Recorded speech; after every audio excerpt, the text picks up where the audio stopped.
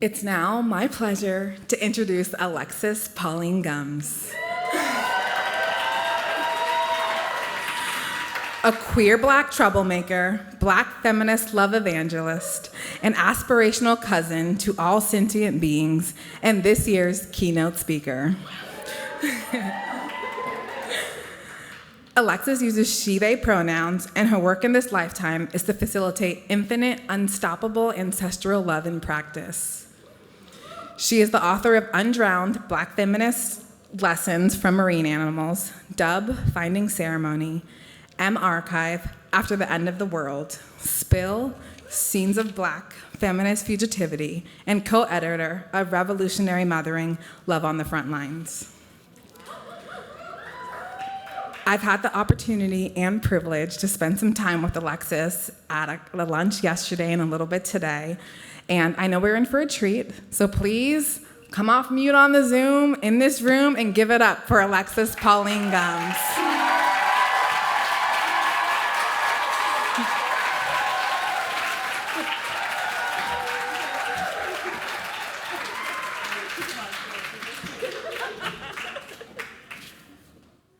My goodness. Wow.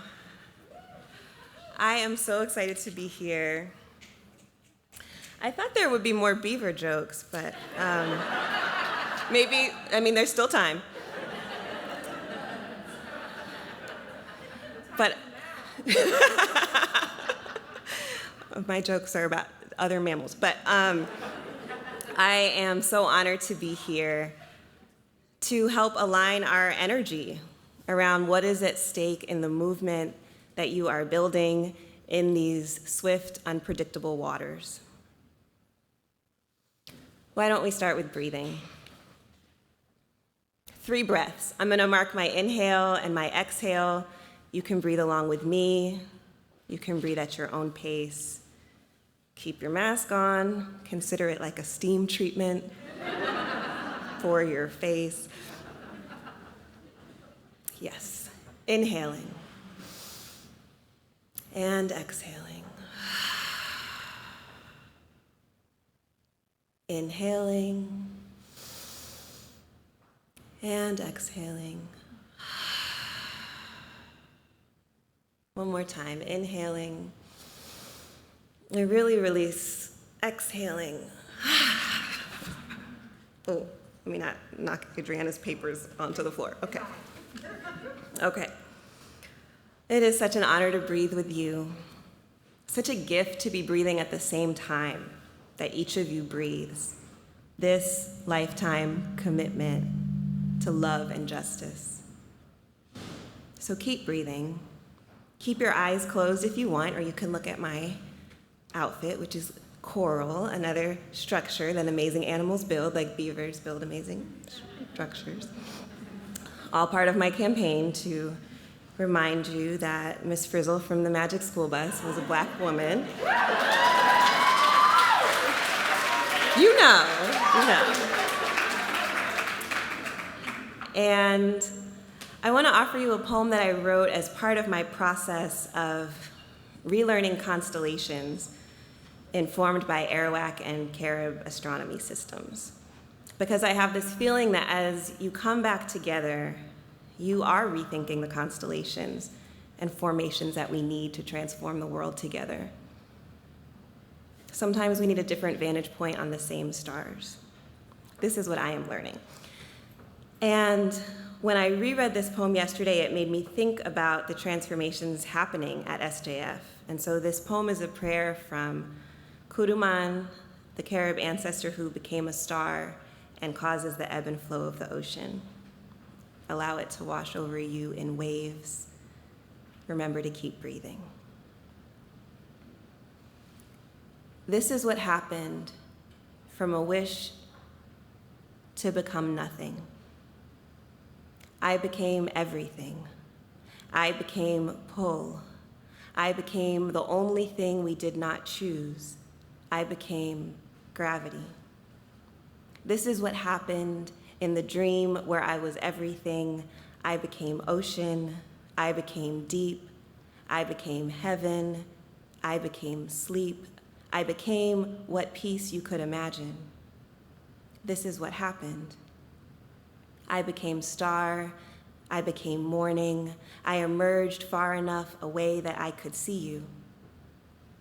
This is the wish, a desert of salt, wide, and that you cross it.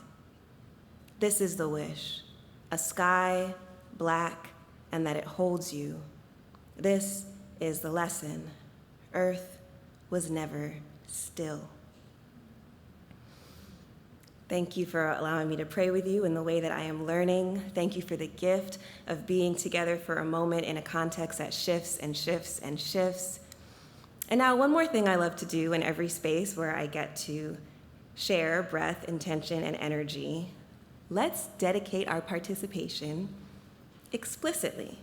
So much love has been shared here in the room tonight through the digital space. I love seeing everybody see their people on the videos and be like, that's right. I very much resonate with that. And I want to invite us to take a moment to think of someone, just one of the multitude of beings that are not participating in this hybrid gathering with us tonight that you know of, but are part of why you are here, reaffirming your commitment to justice in the form of a more livable and loving relationship to each other and this planet. And so I want to invite you in a moment with a partner, if you're in the room, in the chat, if you're online, to share one being who you want to dedicate your commitment to for the rest of the night, but really in the energy of what you're creating here. It may be someone who you thought of during what's been shared in the program so far. It may be someone who's a big part of why you're showing up for this revolution in the first place. It can be someone living now. It can be someone who lived before, someone who's older than you or younger than you. Really anyone of any species, as long as they're not that you know of participating with us right now.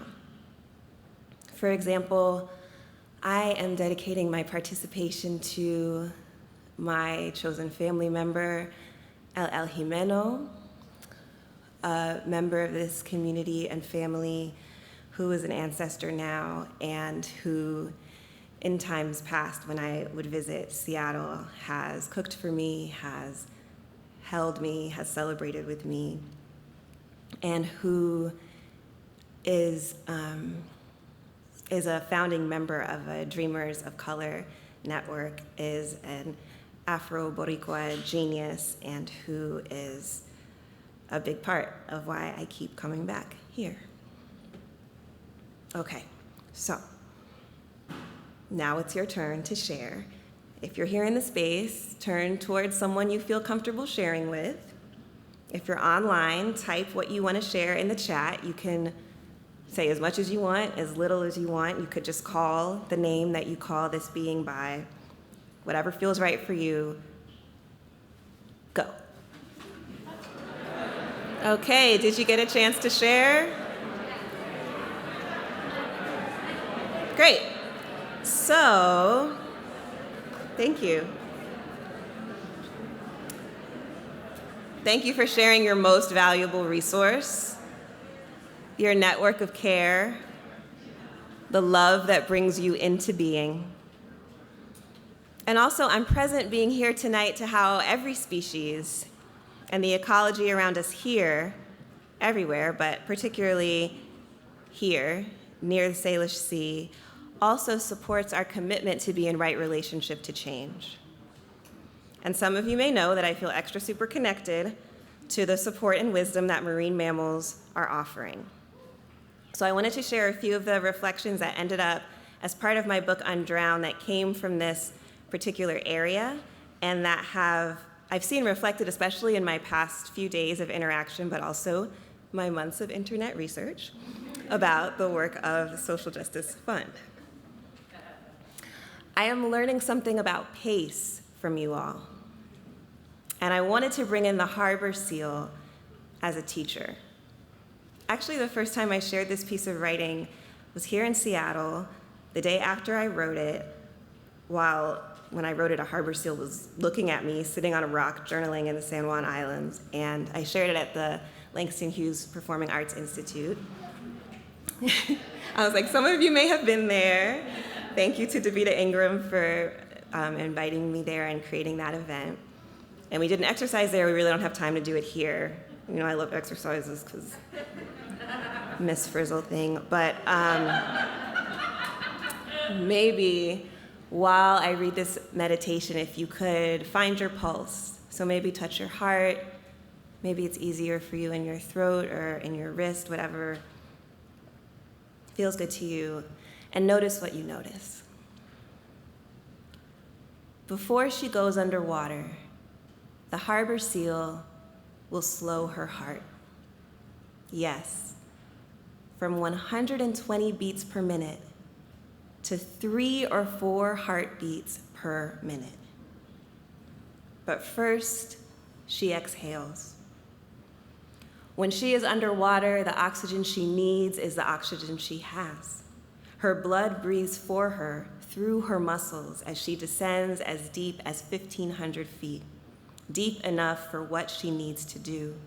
She slows her heart and listens, reaches, knows. What if you could hear the world between your heartbeats? Slow down enough to deepen into trust. How can I learn the skill to tell my heart, slow down, the pressure is coming. Slow down and we will have the air we need. Slow down and trust the ocean underneath you and live in it, the underneath that nourishes love, your blubbered warmth, your sleek survival, you among the most abundant seals. And then you come back, out to the surface, and you race your heart to meet the sky. You breathe again to feel the world, your heart, the speed of recognition, your heart, the waking of your lungs. I love you so much that I would learn my changing heart. The way it slows down, and when it quickens, the space between, and all this closeness, I would breathe at the pace that love requires, which is not always the same, but is always here, my heart. The harbor seal lives half her life in water, half her life on land, and through it all, she has to know her heart, what it makes possible, her breath, and what it needs. And I can live this whole life from my heart, despite all my impatience and my fear. I can know my heart like love knows you, has always known. Ready? Exhale. What did you notice? Tell me later. What if we paid attention to our hearts and what they are teaching us about how manufactured urgency impacts what it feels like to be together? Or what pace we require individually and especially collectively to be responsive to our changing landscape, not just desperately drawing on our default reactions or trauma responses. What I've learned is that my community deserves the version of me that is in a constant practice of study of and with my own heart. And what might that look like for you? What would support that in your collective formations? And aren't seals freaking amazing? Not necessarily more amazing than beavers, I'm just saying. Something else that has been so moving about watching SJF prepare over the past couple of days for this sacred reunion that we are experiencing tonight is the depth of love and accountability that has gone into each detail. It shows so much love for this community, and it is happening not in spite of, but shaped by and because of how hard it has been over these past few years to connect at all.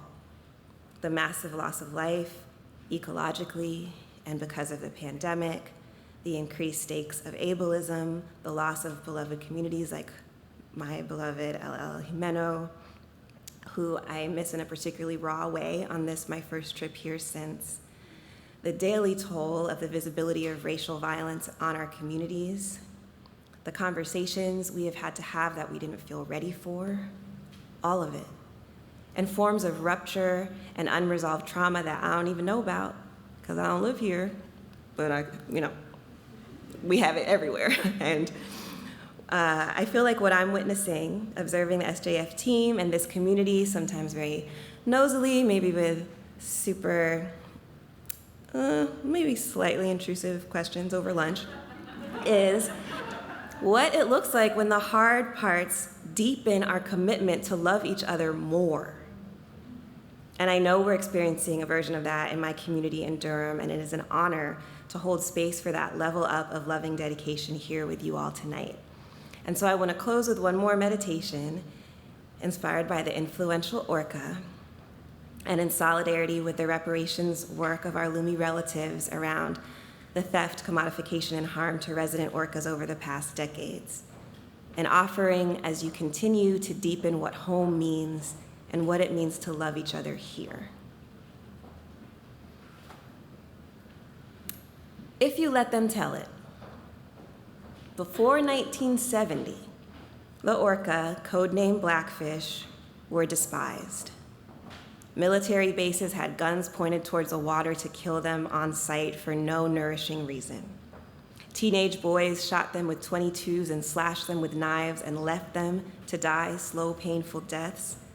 And the adults in their communities applauded them for taking down a giant pest. What about post-1970, with the capture of Namu and a whole generation of southern resident Orcas, mostly babies? If you let them tell it, thanks to oceanarium marketing, Orcas are loved, meaning featured on posters, made into stuffed animals, starring as the main attractions at SeaWorld, marketable captives for capitalism, loved. I advocate for a different definition. I would say the Orca before and after 1970 are influential.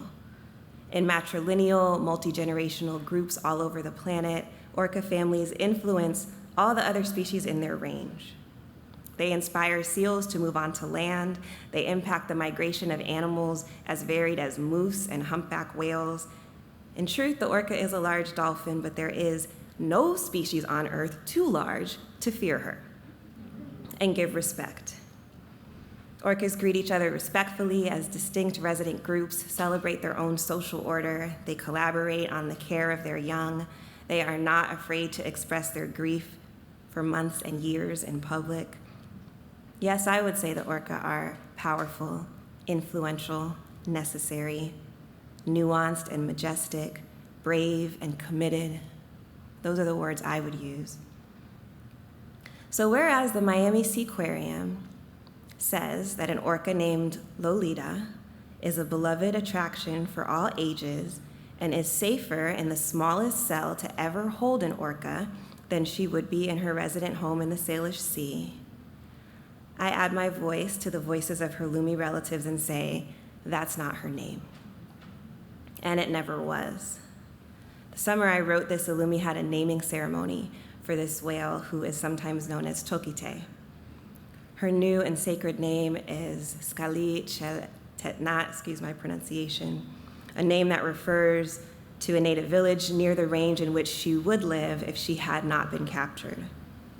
A group of people with whom she could have been in tangible, sacred relationship. A name which, as I read it, means home. The possibility of home for the last surviving member of her generation who were captured by the scores for the love of Orca fandom. What does it actually mean to love someone whose love leads generations? Ecosystems shape themselves around her. Great and small dream her at night. What does it mean to love someone who has seen her children taken and at the risk of capture stayed to witness and scream? Who will carry around the corpse of her child until her grief has reached another stage? Who will not pretend their heart is not broken when it is? Do we know how to love a love that huge and unapologetic? Could we learn that? I'm grateful for the Lumi who are currently suing for repatriation. I support their just demand that Skalichet Tanat be returned to her home, which is her name. Return to her name, which is her home. Her name is home. She should be there inside her name.